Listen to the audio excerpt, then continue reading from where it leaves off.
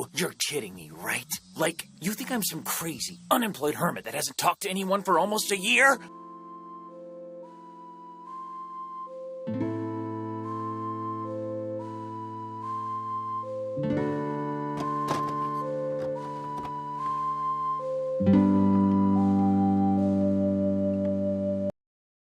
If you've ever felt like shit, if you've ever felt like nothing matters, I guess welcome to the NHK. Yeah.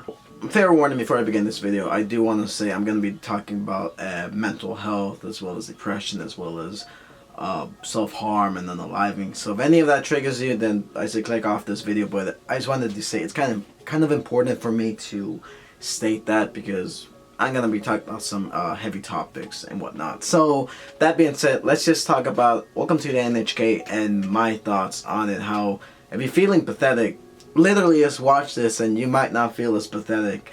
You might feel like you want to change. So welcome to the NHK is a series that essentially follows hikikomori. Hikikomori, I've stated this in one of my videos about Bocchi the Rock as well as Mushoku Tensei, how hikikomori is essentially someone who takes themselves from the public life and like exerts themselves into their room. They wallow themselves out. They do not coexist with the outside world, meaning they don't really go to school. They kind of stay in as a shut-in. They live this otaku-based lifestyle or this video game lifestyle where it's very unhealthy. They create this unhealthy obsession with things and they have social anxiety of sorts. With Bocchi the Rock, it's completely different because she doesn't really have that. She just has she's just kind of scared of people. She's kind of scared of rejection. While Rudy is from Mushoku Tensei, in his previous life was a shut-in. He basically got bullied at school and he has ended up staying at home. He refused to work, he refused to like study, he refused to do pretty much anything. And this is where we follow our main protagonist, Tatsuhiro Sato. Sato's basically this unemployed, early 20s adult kid, whatever you want to call him. And this guy, he pretty much went to college 1 year and then dropped out. The only reason he dropped out of school was because he had a classmate earlier in high school who told him, hey, everything bad that has ever happened to you, it's because of a certain organization called the NHK. The NHK is the Nippon something Association of Hikimoris. Basically, they're the ones who keep the world in like this perpetual state of hikimoris, where they get people like him who stay shut in to basically stop the world from going forward, from proceeding forward. And ever since he heard that conspiracy, ever since something bad happened to him, he's pretty much refused to do anything. He's just stayed in his home all day, in his apartment. He doesn't really talk to anyone. He doesn't really have any friends. He barely goes out to eat and do anything. It creates this unhealthy obsession. He's been doing this lifestyle for the past few years. That is until one day someone knocks at this door and tells him, hey, you want to change this lifestyle? Do you want to stop being a hikikomori? Because this is awful. And he straight up tells himself, I am not a hikikomori, even though given the fact that what we've seen, he is a hikikomori. This story essentially follows like him as he tries to be a better person. And I say the word try very loosely, as he doesn't really try whatsoever. He tries to give it his all, but at the same time, he doesn't. He has no morality. He doesn't really have anything to do. He has no purpose. Every time he thinks he can go outside and do something, it kind of scares him. That is until he meets Misaki. Misaki is this girl who kind of develops a strange obsession with him. She views him as this pet project. Spoilers, by the way. Turns out Misaki is just as worse as Sato, because she develops this incredibly weird obsession with him because her own life has been bad. Her own mom basically unalived herself because her stepfather was very abusive to her, and her mother ultimately blamed herself on her husband leaving him because her daughter was basically unlovable, and the stepfather would beat her mother so much it would traumatize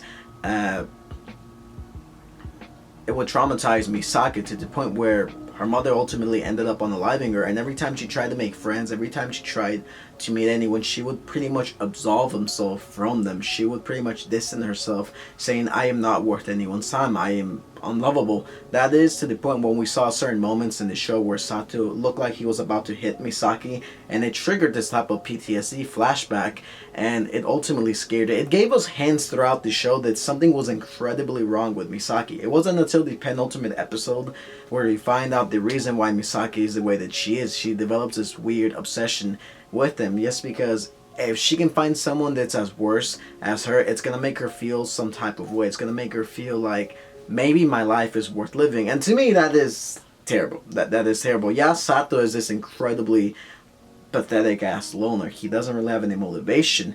But on the other hand, Misaki is just an incredibly worse person. To me, this is a type of relationship that is very toxic. These two people should not coexist. It makes Sato's life look majestic in comparison to Misaki's, where she's had trauma, she's really had no one to deal with, she's had no one to talk to. And seeing the story of these two characters just kind of interact, how you have Misaki in the background and stuff is hinted out throughout the series, while we follow Sato as he tries to be a better person. Every time he tries to be a better person, something always comes down to kick himself down. It's halfway into the series where he joins this suicide cult, and he ultimately ends up talking everyone out of it, up until the point where Misaki tries to talk to him about not jumping. She straight up tells him, your life is worse than a dog. You live, even a stray dog has more value than you. That's when Sato ultimately realizes, you know what, I'm just gonna end it right now, because those words hurt me. Like, I just want someone to say something nice. He ended up finding out that his former classmate was actually gonna get married, and this ultimately kind of heartbroken, because he kind of saw a future where him and his classmate could have been together. If he made different decisions, maybe he could have gone down a different route. But no, he ultimately decides, you know what, I'm just gonna end it right here and right then. That is when the suicide cult turns on him and says, Sato, your life kind of sucks, but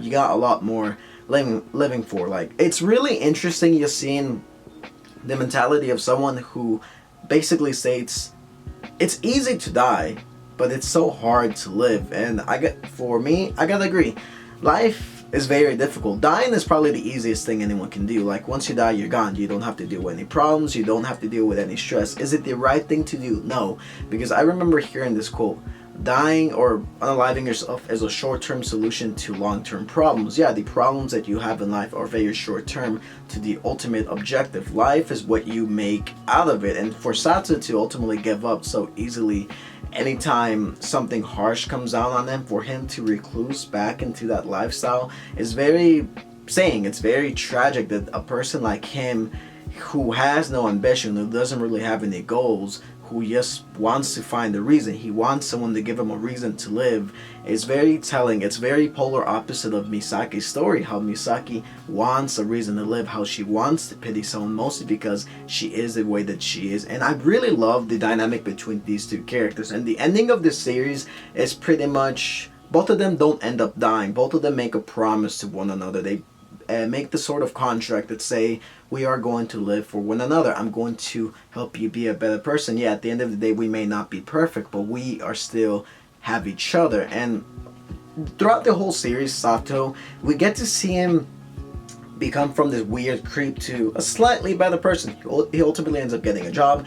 Just seeing the dynamic between these two characters, between the Misaki and Sato, I personally love their dynamic. I really love their relationship up until episode 12, when the suicide cult stuff happened. It genuinely made me sad when he tried to off himself. And sad to say, this happens more often than not, especially with men. A lot of men don't get the help that they need. Most guys are often told, you're not supposed to cry, you're not supposed to feel pathetic for yourself, you are a man, you're supposed to live this manly lifestyle. And it's very sad, because mental health is something that's often neglected in men, because men are told to be this symbol, they're all told to be the saddest, while women, it's okay for them to receive help, it's okay for someone to be on their shoulder. And it's very telling. I really love this show because it focuses on Sato, how this person desperately needs help, but no one wants to help him. Even though they don't really understand Sato's mentality. And I really